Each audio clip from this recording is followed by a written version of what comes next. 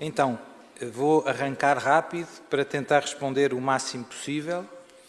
O Sr. Padre disse que jejua 3 dias por semana, segunda, quarta e sexta. Porque escolheu estes dias? Porque Nossa Senhora pediu.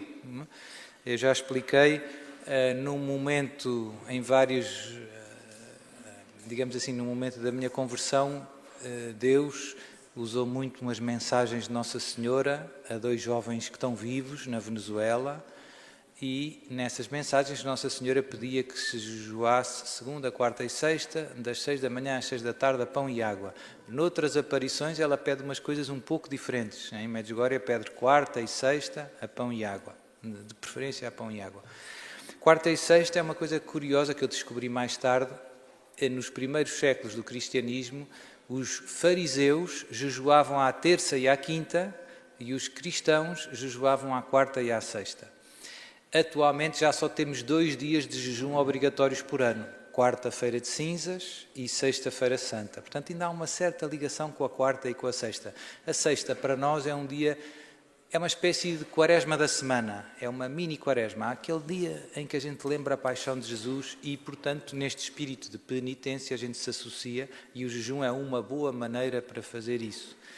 Eu jejuei muitos anos a pão e água desta maneira, mas há muitos anos também, para dizer a verdade, que já não jejuo a pão e água, porque simplesmente o corpo já não aguenta como aguentava antes. Eu fico com muitas dores de cabeça, etc. E às vezes tenho pessoas para atender, exorcismos para fazer, e tenho que ter um mínimo de condições. Mas o espírito de penitência não é tanto... O que interessa não é tanto a dificuldade da penitência, no caso do jejum, é contrariar o apetite. Eu já expliquei isto várias vezes. É não dar ao corpo o que ele pede. A ideia de renunciar ao que apetece. E então, cada um tem que adaptar, ou neste caso, eu adapto às minhas circunstâncias. O que é que me apetece? Apetece-me aquilo. E o que é que não me apetece? Não me apetece aquilo. E às vezes até há coisas que nos fazem bem à saúde e que não nos apetecem nada. Pronto, eu vou dizer uma coisa que eu faço, nunca disse. Eu hoje em dia, normalmente, não janto. O meu lanche é iogurte natural, portanto, sem açúcar, com linhaça moída e com sementes de abóbora. Do ponto de vista nutricional, ainda acrescento fibra de psyllium, que é muita fibra, que também sabe a cartão, basicamente. Pronto.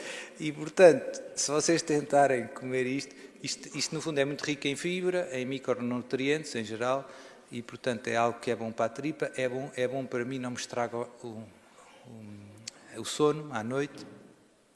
Portanto, são coisas que eu vou adaptando de acordo com o tempo. Mas agora estou nesta, podia não estar, não é? Há outras coisas que, por exemplo, ovo cozido. Eu não gosto especialmente de ovo cozido, não é? Mas pronto, um ovinho cozido, aquilo tem tudo o que o corpo precisa. Portanto, isto para dizer, o espírito de penitência é este educar o corpo. O corpo pede-nos mais comida, aquela comida, mais... E a gente diz que às vezes a gente faz uns exercícios e diz, não, agora não. Agora é o que eu digo. Pronto, portanto é importante perceber isto, porque senão há alguns casos, eu já vi, não, é raro, não é? Em que parece que se transforma numa espécie de desporto. Vamos ver quantas horas é que eu consigo mais de jejum e mais e mais. E não é esse o propósito. E isso até pode dar aso a uma certa vaidade espiritual. Eu já consegui 3 dias sem só beber água. E então, o que é que isso serve? Amas mais Jesus? Não é? Portanto, o objetivo é crescer no fim na caridade.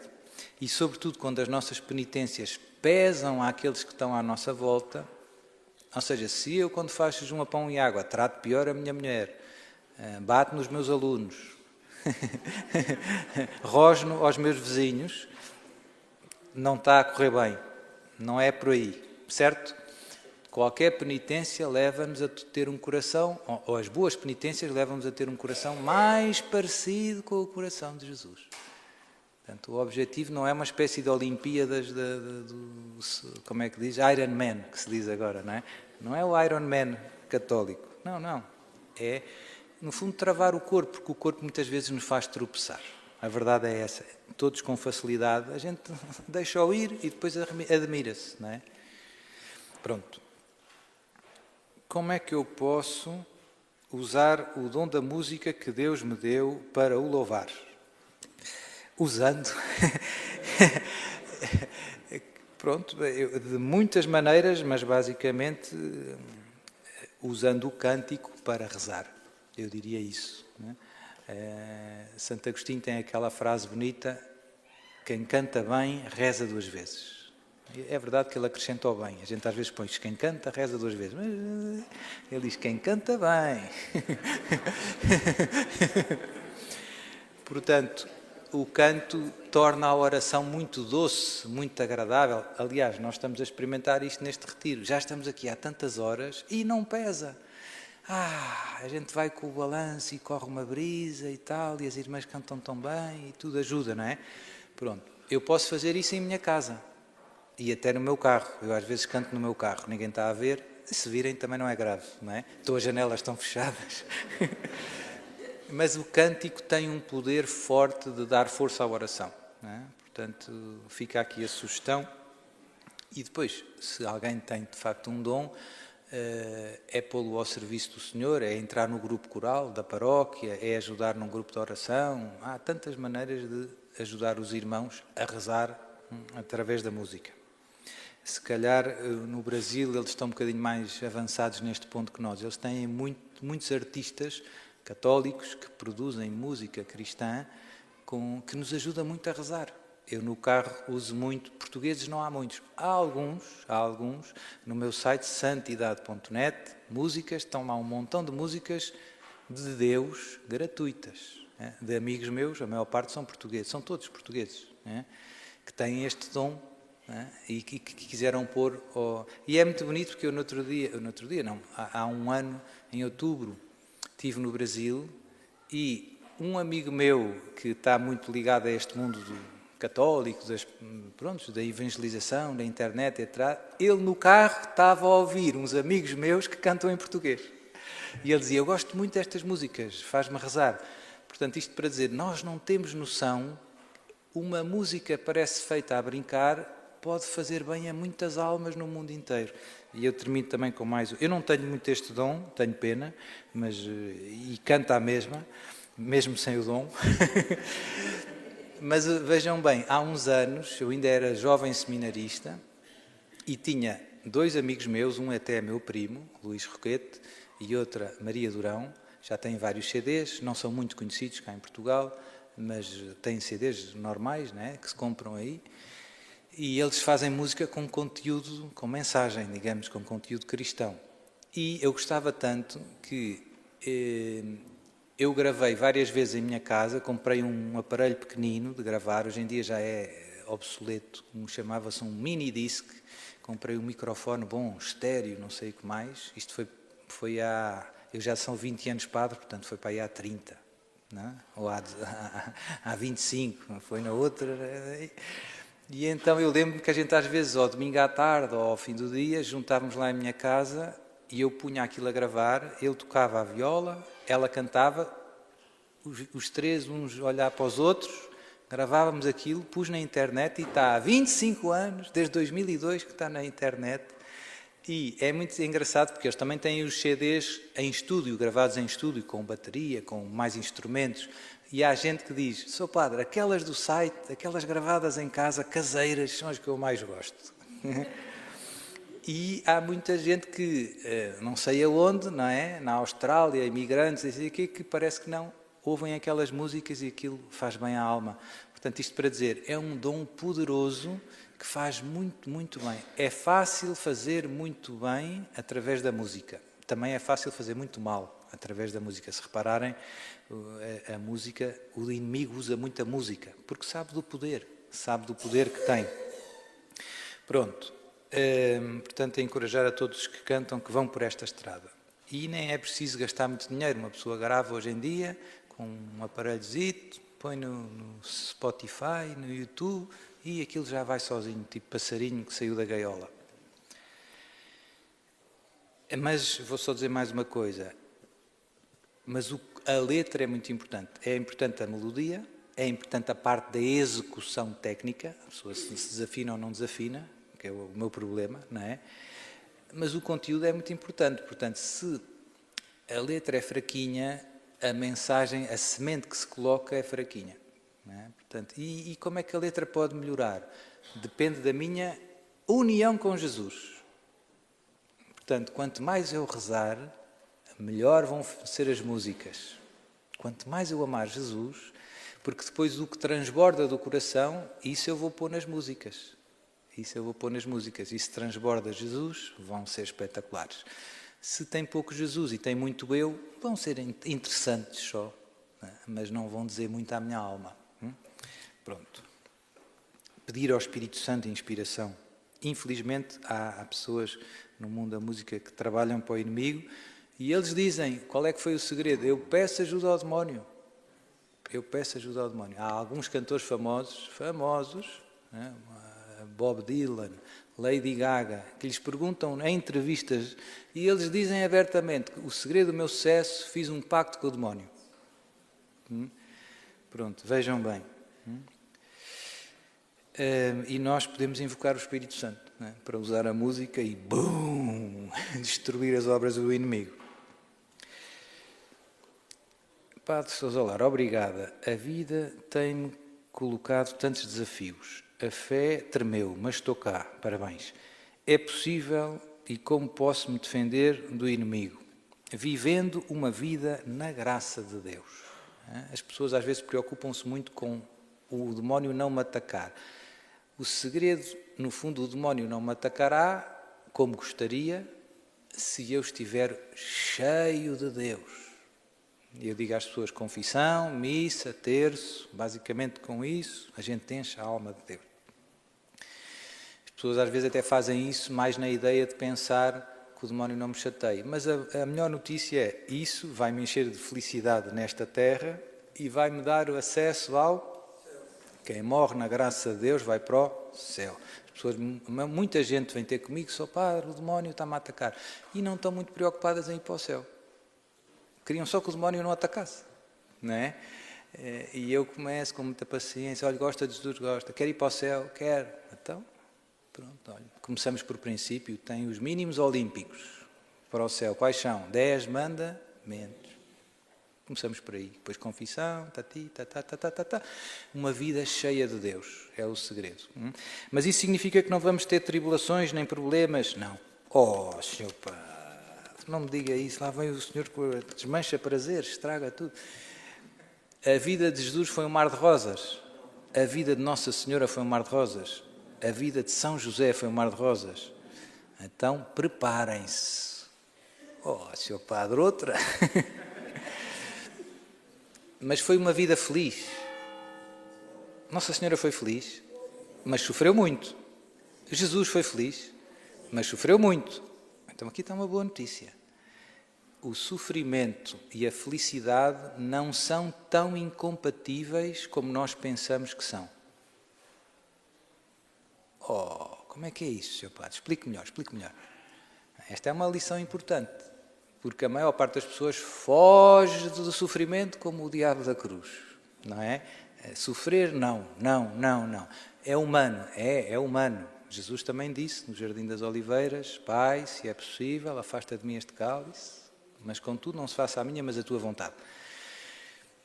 Então, em que sentido é que o sofrimento não me faz perder a felicidade, não me rouba a felicidade? Então agora aqui vem o ensinamento importante, que há muita gente que eu vejo que demora tantos anos a perceber, e depois às vezes quando percebe já tem 80 anos, mas mais vale tarde que nunca.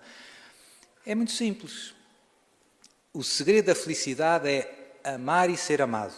Vou repetir, porque também há muita gente que ainda não percebeu. O segredo da felicidade nesta terra e no céu... Amar e ser amado. Foste criado para isso. Ponto final. Foste criado para amar e ser amado. Ou até posso pôr ao contrário, porque Deus ama-nos primeiro. Foste criado para ser amado e amar de volta. E enquanto não apanhas esta onda, como aos surfistas, andas aí aos tombos, como se diz aqui no Norte, não é? Portanto, o segredo da vida é amar muito. Quem mais ama, mais feliz é nesta terra. Jesus amou muito. Então foi muito feliz. Nossa Senhora amou muito. Então foi muito feliz. São José amou muito. Então foi muito feliz. Os pastorinhos de Fátima amaram muito. Então foram muito felizes. E sofreram. Então a pergunta é: existe alguma relação entre o sofrimento, entre as tribulações e o amor? Sim. Mas não é matemática. Não é que um causa o outro. Há pessoas que sofrem e amam mais por causa disso? Sim. Mas todas? Não. O sofrimento obriga-nos, de alguma maneira, a fazer qualquer coisa. Eu vou dar um exemplo. Quem visita os doentes nos hospitais vê isto muitas vezes. Há pessoas que, quando vem uma doença grave, há pessoas que nunca pensaram muito em Deus, mas que nunca foram muito más pessoas. Não, era simpática e tal, dizia umas piadas no trabalho, ia almoçar com os meus amigos, ia ver o futebol. Não fez mal a ninguém, não roubou, nem matou, etc. Mas também andou ali sempre naquele banho-maria. E depois, de repente, vem um cancro. Né? E depois, nestes momentos de aperto, quando o sofrimento, digamos assim, bate à porta, é quase impossível a gente ficar na mesma. Não dá para continuar como se nada fosse. Há duas hipóteses. Ou eu me agarro a Deus, ou eu me revolto contra Deus. Então, como eu dizia, quando se visita aos doentes nos hospitais, a gente vê estas duas grandes atitudes. Aquelas pessoas que, quando a cruz aperta, se entregam a Ele, e esses crescem no amor. Então são mais felizes.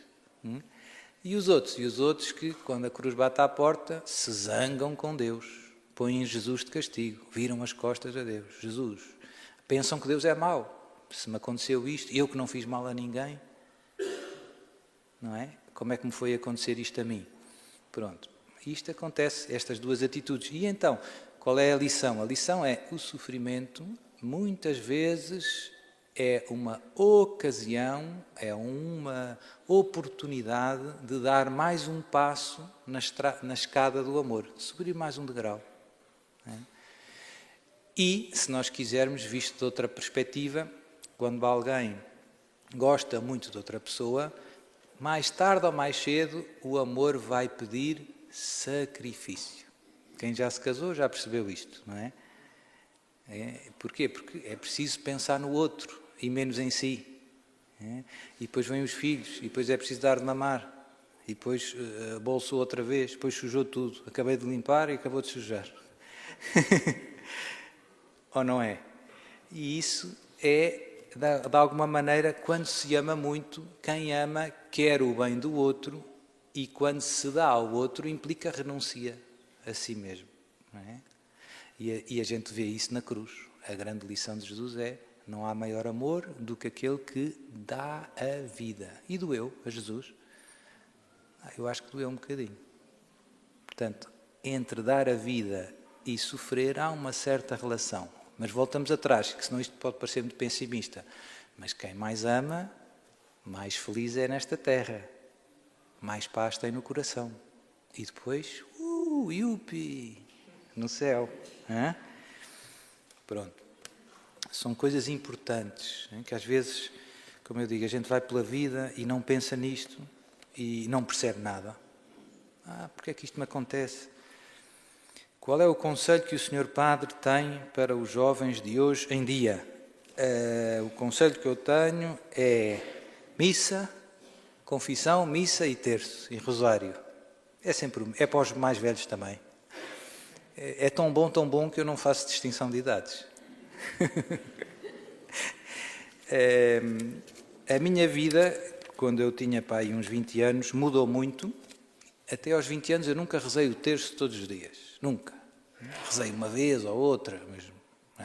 E depois houve uma altura que fui a Fátima, com um campo de jovens e tal, vi a mensagem de Fátima e comecei, e vi jovens da minha idade que já rezavam o terço todos os dias há muitos anos. E eu pensava, então, mas se eles podem, eu também posso. Pronto, isso mudou muito a minha vida. E depois do terço veio os 5 primeiros sábados. Nossa Senhora em Fátima também pede os 5 primeiros. E então o que é que aconteceu? Confissão todos os meses. Também nunca me tinha confessado todos os meses. E depois fui-me lá confessar, e agora o que eu vou dizer ao padre? Não sei, digo qualquer coisa. E aquilo ajudou-me a fazer um exame de consciência mais profundo. Porque antes era só os pedregulhos grandes.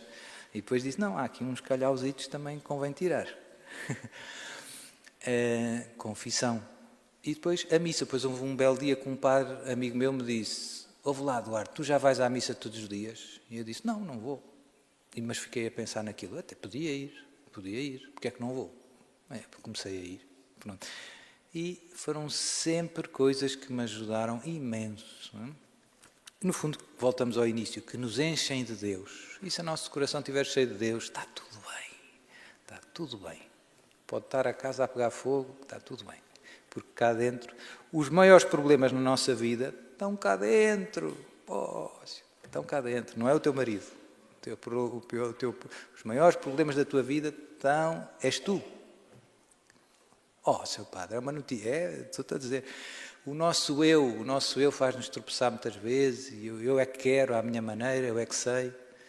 E depois a gente não ouve Jesus. Se eu é que sei, Jesus vai dizer, pronto, se tu é que sabes, força. E depois, pumba! E, portanto, a grande luta é cá dentro. Cá dentro é que é esta luta para pôr Jesus, dar tempo a Jesus, ouvir Jesus, fazer o que Jesus pede. Estas é que são as grandes lutas. Estas é que são decisivas para a paz e para a felicidade. Depois, a gente ter dinheiro para pagar o IMI ou não ter, é um bocado indiferente. Mas me leva uma casa. É um bocado indiferente. Quer dizer, não é completamente indiferente, mas é muito relativo. Não é isso que nos enche as medidas. Não é? Eu conheço muita gente muito rica que é muito infeliz. Devia-nos fazer pensar. Conheço muita gente muito rica, pessoas que têm helicópteros, que são muito infelizes. Muito infelizes.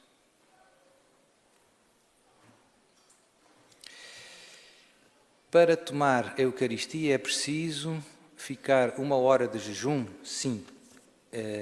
1 hora antes da comunhão, não é antes da missa. É um preceito da Igreja. Para comungar é preciso estar pelo menos 1 hora de jejum. Porquê? Porque no fundo é um bocado de bom senso, não é? Eu não vou para uma festança, leitão da bairrada, e depois vou para a missa logo a seguir, não é? Portanto, preparar o corpo, não é só preparar a alma. Dar ali um espaço e tal. Porquê? Porque Jesus vai fisicamente entrar dentro de mim, não é? Pronto, portanto é bom faz parte da preparação, podemos dizer, imediata, próxima para a missa. Eu preparo-me para ir para a missa, portanto, este jejum eucarístico também tem esse sentido. Mas a Igreja permite beber água, permite tomar remédios, se for preciso, e pronto.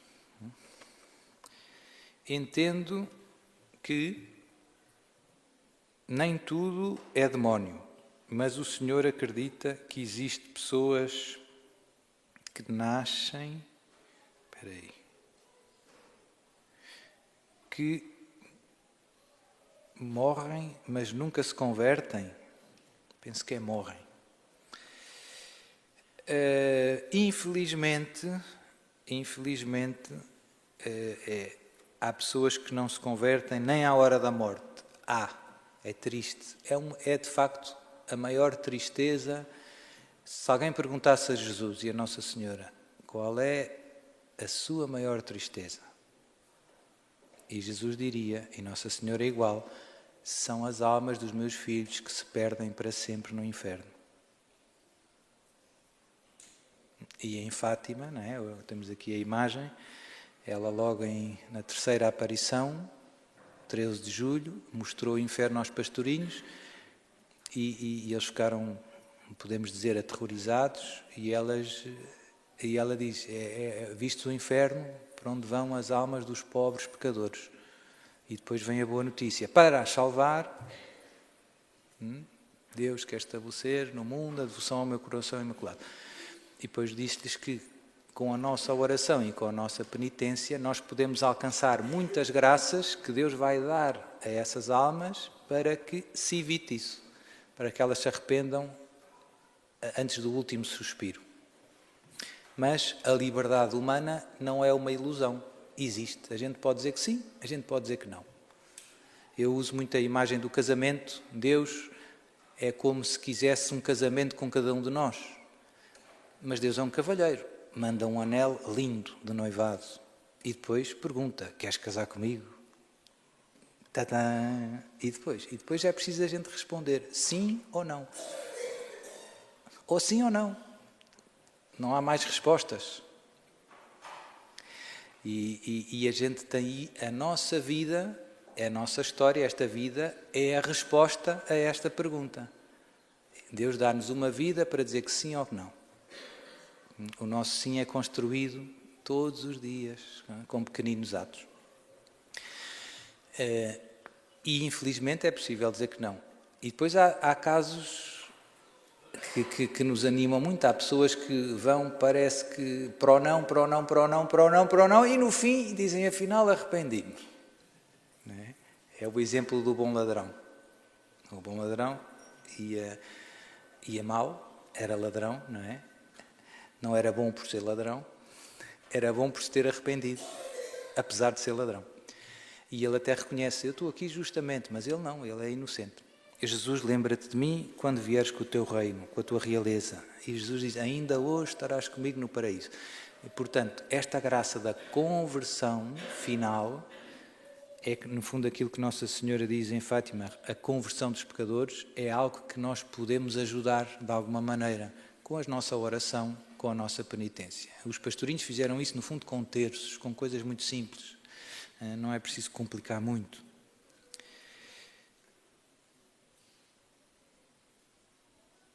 O prazer humano próprio é sempre pecado? Também não somos humanos? Então, aqui não sei se a pergunta se refere ao prazer sexual, mas também vale ao prazer em geral. Quem criou o prazer, quem foi? O prazer é bom ou é mau? Pronto. Agora, houve um problema. O pecado original, eu uso muito a analogia do carro. Não é? Vocês imaginem que tem um carro que sai do stand. Aquilo está tudo a funcionar como deve ser. Não é? Mas eu ia muito bem para o retiro. Para o retiro não há problemas nunca. Mas pronto, ia para não sei aonde, ver o jogo final da taça. E passei num buraco, estava distraído, pum, e aquilo ficou com uma roda meia torta. O carro ainda anda, mas está a funcionar bem? Não, está a funcionar mal, está meio maluco. Então, eu tenho que fazer força no volante, porque a roda ficou torta. Se eu largar o volante, aquilo despista-se logo. Então, há ali um esforço que não havia, atenção, porque a direção ficou desalinhada. E então isto acontece connosco e com o tema do prazer. Antes do pecado original, aquilo que nos apetecia era bom, era aquilo que nos convinha. Estas duas ideias são o que me apetece e o que me convém. Apetecia-me o que me convém. É um espetáculo. Apetecia-me mais um Ferrero Rocher e é o que me convém. Pronto. Era o que eu devia fazer naquela altura. E no céu vai voltar a ser assim. Nós não vamos só amar a Deus espiritualmente. Vai-nos apetecer Deus. Pronto. O pecado desalinhou a direção. E então, muitas vezes, não é sempre, é preciso não exagerar, muitas vezes, aquilo que me apetece pode não ser bom. E por isso é preciso um discernimento. Antes do pecado, eu podia confiar no que me apetece. Deixava ir. Vai sair certo, porque eu estava...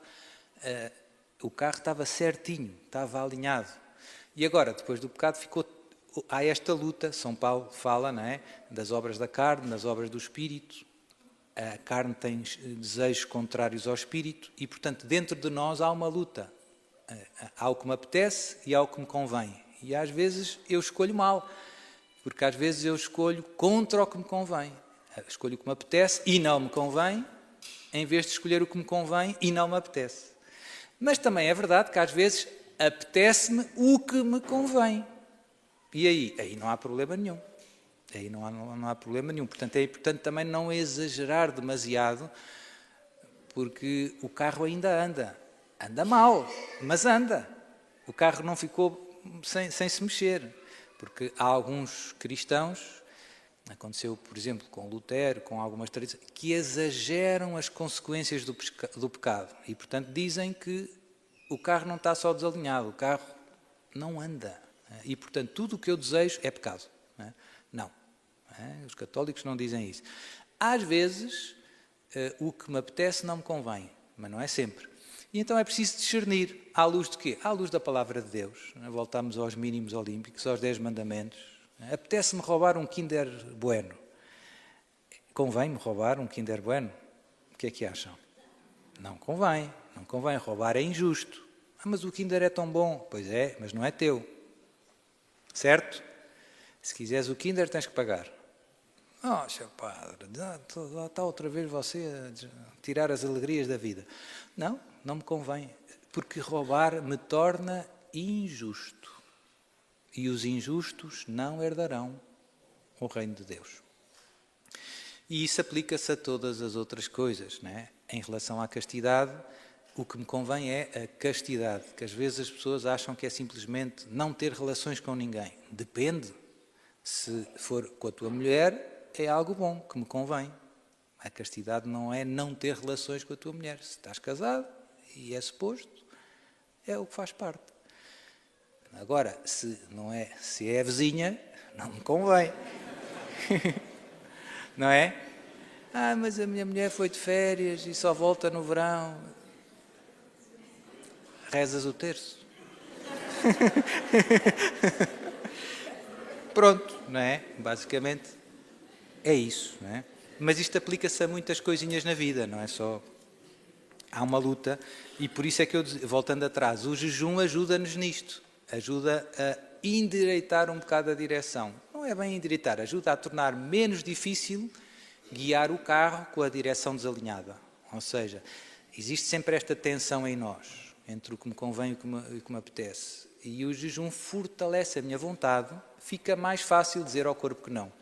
Não é? Quem faz as vontadinhas todas ao corpo, às tantas, o corpo torna-se como uma espécie de um menino mimado, um tirano. Ele é que manda em nós. Não é? É o vício, é o pecado. O pecado vicia, escraviza. Jesus veio para nos libertar desta escravidão. É uma boa notícia. Por maior que seja o vício, Deus, com a sua graça, pode cortar aquelas amarras. É muito bonito. E eu tenho visto muitas conversões impressionantes. Pessoas que estavam há muitos anos no álcool ou noutros vícios, sejam o que forem, e Jesus milagrosamente, num retiro como este, aparentemente normal, e depois encontrar as pessoas, passado uns meses, Sr. Padre, olha, lembra-se aquela bênção que me deu ali no almoço? Olha, eu até me gostava a querer ter. Voltei para casa e depois já não me apetecia fumar e já não sei o quê. Já passaram não sei quantos tempos. Deus seja louvado. Não é? Foi Jesus, pela sua misericórdia. Olha, está aqui uma a lembrar. Estica o braço só. Não diga nada.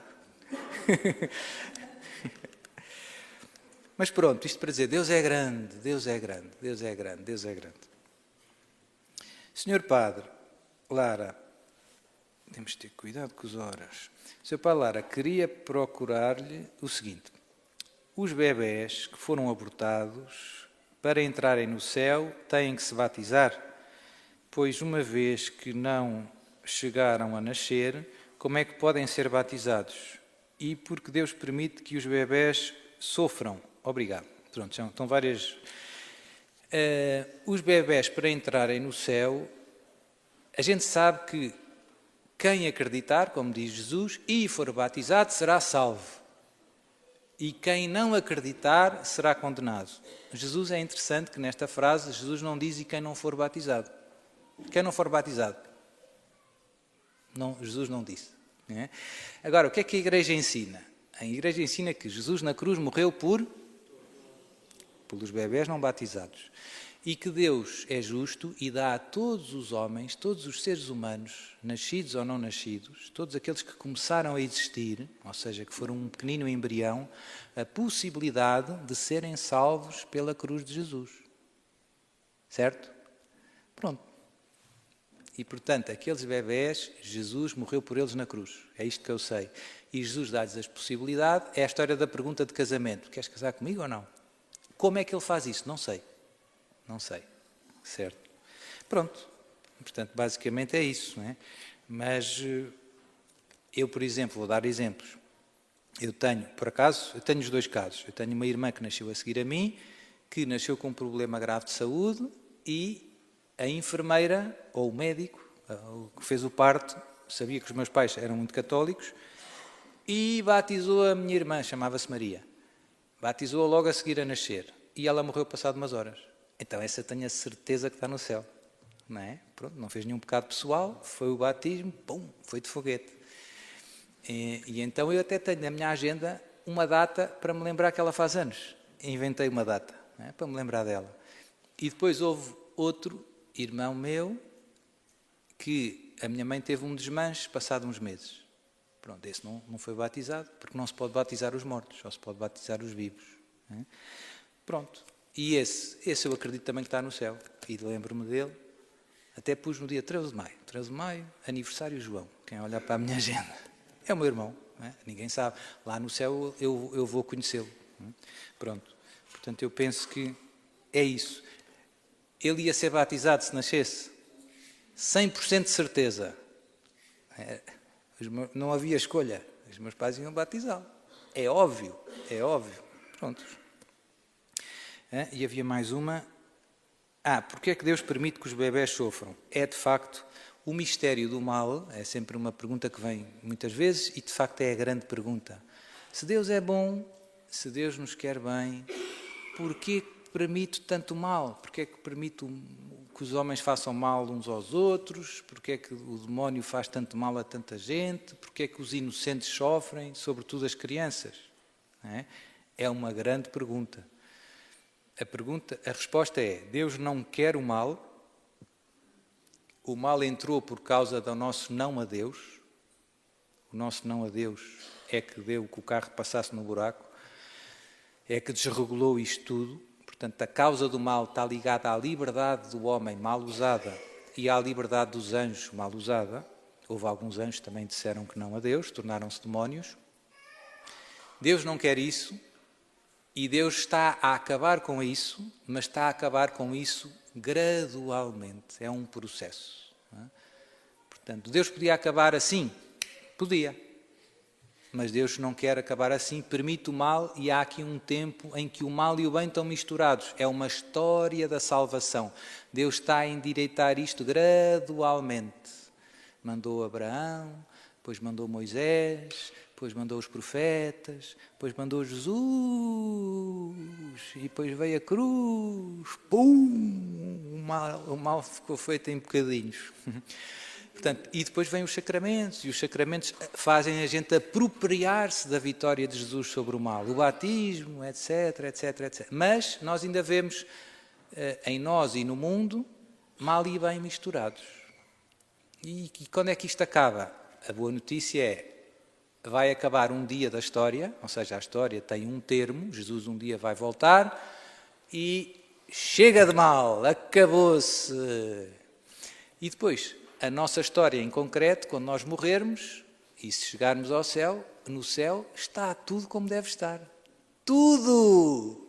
Não há uma pinga de mal. Não é preciso pino no multibanco. Não há farmácias no céu. Nem hospitais. É espetacular. Portanto, isto para a gente não esquecer que Deus não quer o mal. Deus permite o mal. E as pessoas perguntam, mas porquê que... E então a grande resposta que dá um dos teólogos mais inteligentes da história, é Santo Agostinho, é: Deus não permitiria o mal se do mal não conseguisse tirar bens ainda maiores. Ou seja, Deus permite o mal e Deus de alguma maneira recicla o mal em nosso benefício. Exemplo, Deus Pai cria que os homens matassem o seu filho único que ele mandou, não é? Deus permitiu. E daí tirou o quê? Tirou a nossa salvação. Se Deus Pai quisesse a morte do filho, Deus Pai seria assassino. Deus Pai não concordou com aquele pecado. Mas Deus Pai previu e permitiu. E permitindo, tirou dali o remédio para a nossa salvação. E isto também se aplica um pouco à nossa vida e às nossas pequenas cruzes. Não é? Às vezes há coisas que a gente até percebe, passado uns anos. Olha, Deus permitiu que eu perdesse aquele emprego ou que tivesse aquela doença e aquilo foi muito bom. Eu vejo isto nos exorcismos constantemente. Não é? As pessoas dizem, às vezes passado uns anos, ó, Sr. Padre, olha, sabe que mais? Até foi bom eu ter passado por isto.